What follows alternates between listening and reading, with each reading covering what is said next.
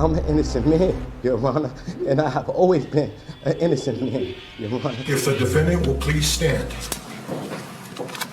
We, the jury, find the defendant, Daniel Villegas, not guilty of...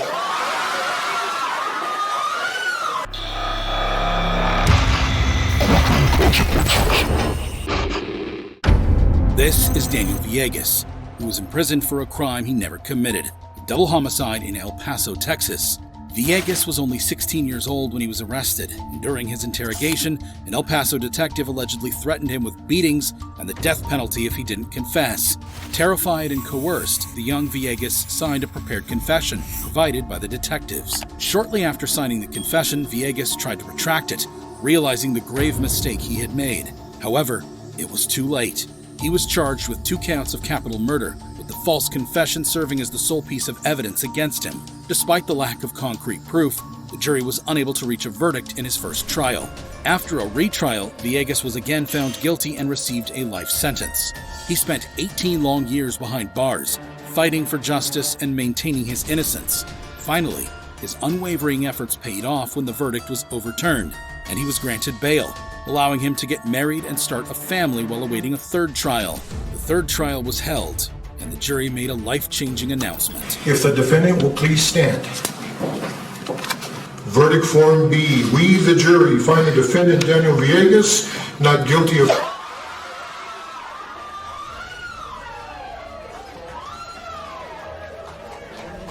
Emotions erupted as Villegas, now a free man, realized that he could return home to his family. In the end, Daniel Villegas filed a lawsuit against the city of El Paso, seeking accountability for the grave injustices he endured during those 18 years of wrongful imprisonment. However, this wasn't the only time a convict became emotional after they were exonerated. Take, for example, the case of Susan Mellen, a woman who was wrongfully sentenced to life in prison without parole based on untruthful testimony. At 42 years old, she was arrested in Los Angeles, California, while taking her daughter to get a Happy Meal at McDonald's. From my heart and my soul, I would never do that to anybody. I didn't hate Rick. I would never let anybody think that I hated her. I had feelings for the man. He was good to me, and he was good to me. He was good to my kids. He loved my kids. And I went to a funeral, and it was like, it was a 6 a.m. what they did. Little did she know that this would be the last time she would ever see her child for more than 5 years, as she was charged with the murder of an ex-boyfriend. Mellen's conviction rested entirely on the testimony of an informant who asserted that Mellen had admitted to the crime.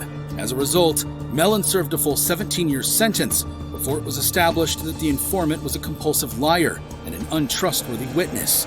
Finally, the moment arrived when Mellen's case was overturned. I believe, based on what I've read, that she's innocent. And for that reason, I think the criminal justice system failed. The court declared the case against Mellen dismissed, bringing tears of relief and joy to her. Upon her release, Mellen took her daughter to McDonald's to finally deliver the long-awaited Happy Meal. Is that your first cell phone? Yeah, I never had one. I don't even know how to turn it on. I'm free! Ah! I'm in a car! The state of California awarded her $597,000 in compensation for the wrongful imprisonment she endured. Additionally, the Los Angeles City Council agreed to pay $12 million to Susan Mellen, recognizing the profound injustice she suffered. However, while it was clear that Mellen was convicted unjustly and spent 17 years behind bars, her reaction to their exoneration was similar to the case of John Bunn, a man who endured a heart-wrenching 27-year-long wrongful conviction for murder, even while maintaining his innocence throughout. At the age of 14, he was arrested in Brooklyn, New York, by NYPD Detective Louis Scarcella. This unjust arrest marked the beginning of a long and arduous journey for Bunn. For 16 years, he was behind bars and on parole for 11 years. Yet, he continued to fight tirelessly to prove his innocence. I'm an innocent man, Your Honor, and I have always been an innocent man, Your Honor. Despite facing numerous obstacles, Bunn never wavered in his quest for justice. The basis for this landmark decision was the discovery of Detective Scarcella's wrongdoing and the glaring lack of probable cause for Bunn's initial arrest. I want y'all to know that y'all convicted and had a wrong man in prison. I want to say thank you, Your Honor, because it's been 27 years I've been fighting for my life. It was evident that Bunn had been wrongly convicted and unjustly incarcerated for nearly 3 decades. After an exhausting and emotional battle to clear his name, John Bunn was finally exonerated, In an emotional moment within the courtroom, he shared a moment with the judge, a powerful reminder of the immense toll wrongful convictions take on innocent lives. Following his exoneration, John Bunn took legal action and filed a lawsuit against the city of New York and Detective Scarcella, seeking accountability for the grave miscarriage of justice he endured. However, John Bunn isn't alone in his courtroom actions. Let's not forget the infamous incident involving Ricky Jackson, a man who endured an agonizing 39 years of wrongful imprisonment for a murder he did not commit. At the age of 18, Jackson was arrested in Cleveland, Ohio, based on the testimony of a 12-year-old boy named Eddie Vernon, who later admitted that he never witnessed the murder and had been coerced by the police into testifying against Jackson. Originally sentenced to death in the electric chair, Jackson spent 2 harrowing years on death row before his sentence was reduced to life in prison. For nearly 4 decades, he fought tirelessly to prove his innocence. Finally, at the age of 52, Eddie Vernon came forward with the truth, admitting that he had never seen the murder take place. With this revelation, the charges against Jackson were dropped, and he was finally set free. Mr. Jackson, you're going to be free to go. Life is filled with small victories, and this is a big one. I wish you good luck. Thank you, Your Honor. You can see the relief when Jackson heard he was free to go. The joy and relief were visible as he stepped outside for the first time as a free man. His release marked a significant victory, and life presented him with a long-awaited chance to start anew. In recognition of the grave injustice he had endured, Jackson received $1 million in compensation from the state and an additional $2.65 million for the income he had lost during his wrongful imprisonment.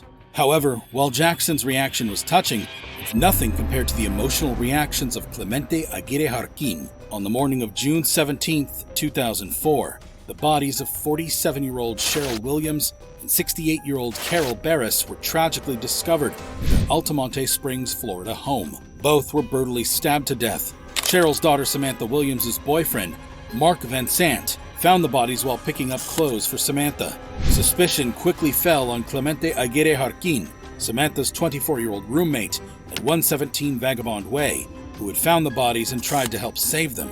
Aguirre-Jarquin, an illegal immigrant from Honduras, was arrested for tampering with evidence at the crime scene. The prosecution built its case on an unreliable informant and circumstantial evidence. I didn't do it. I don't kill nobody. Despite Aguirre-Jarquin's protests that he was innocent, the prosecution argued that the murder weapon, a 10-inch kitchen knife, was similar to those used at the restaurant where Aguirre-Jarquin worked. During the trial in 2006, the jury convicted him of first-degree murder and burglary, and he was sentenced to death despite his protestations that he was innocent. However, doubts about his guilt emerged when it was revealed that a fingerprint analyst had made a wrongful identification. Aguirre-Jarquin's legal team fought for DNA testing of over 80 pieces of evidence, which excluded him as the source of DNA at the crime scene. I do know that nobody believed me back then. No one. Besides my mother, nobody believed me. While Samantha's DNA was found in locations consistent with her being the attacker. In 2016, the Florida Supreme Court ordered a new trial, recognizing Aguirre-Jarquin as a scapegoat for Samantha's crimes. The retrial began in 2018, but an immigration hold was placed on him after his release on bond. Suddenly, in November 2018, the prosecution dismissed all charges against Aguirre-Jarquin, citing new evidence that impacted a crucial state witness's credibility. He was exonerated, and this is what it meant to him. And I thank you for it, from the bottom of my heart. Eventually, Aguirre-Jarquin sought to be declared a wrongly convicted person in order to seek compensation from the state of Florida. Unfortunately, a judge dismissed the petition, stating that it was filed too late. However, while his actions could be dismissed as an effect of ignorance, the same can't be said for the case of Debra Jean Milk, a German-American woman who faced a nightmarish ordeal when she was wrongfully convicted in the shooting death of her 4-year-old son, Christopher Conan Milk, on December 2, 1989. Alongside her alleged conspirators, James Lynn Stiers and Roger Mark Scott, she was sentenced to death. Both Stiers and Scott, however, exonerated her, stating that she was not present during the shooting, leaving the actual identity of the shooter uncertain. The case against Milk heavily relied on the testimony of Phoenix Police Detective Armando Saldate Jr., who claimed that Milk confessed to him. However, there was no corroborating evidence to support this alleged confession, and Milk vehemently denied ever confessing to the crime. I had absolutely nothing to do with the brutal murder of my son, Christopher. And I did not give a confession to Mr. Saldate. Saldate's credibility came under scrutiny, as he was later accused of perjury and had a history of misconduct. Questions surrounding whether a confession actually occurred, if Milk voluntarily waived her Miranda rights, and the prosecution withholding Saldate's personnel record from the defense became critical issues during her appeals. My innocence did not matter in their pursuit of a conviction. After over 25 years in prison, the conviction became increasingly controversial, leading to a 3-judge panel of the United States Ninth Circuit Court to unanimously upturn her conviction in March 2013. Losing a child to murder is a devastating tragedy. Being falsely accused of a crime you didn't commit is also a devastating tragedy. Try to imagine that.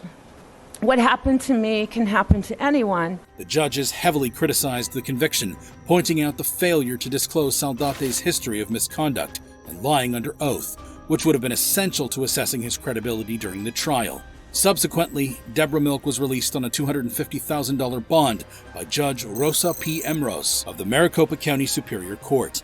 Despite attempts by the county prosecutor to appeal the decision, the state Supreme Court blocked a proposed retrial. Finally, on March 23, 2015, all charges against Milk were formally dismissed with prejudice by Judge Emros.